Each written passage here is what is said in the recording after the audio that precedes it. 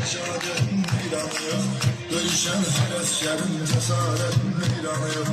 Ali Başkumandanın siyaset meydanı yok. Düşmanı yılmaz oldu peş peşe Azerbaycan.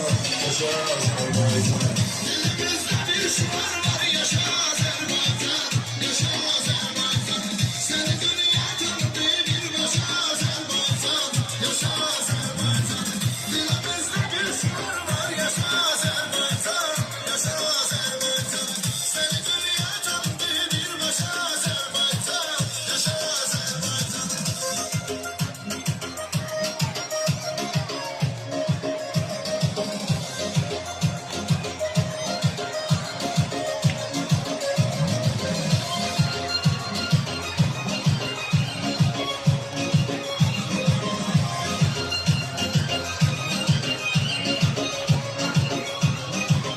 İki devlet bir millet istiyor savaşıyor. Nasıl bir devlet ise bütün kimse yok. Neyse devlet yılır gelse yanılması yok. Küleğin söküğündür yaşa Azerbaycan. Yaşa Azerbaycan.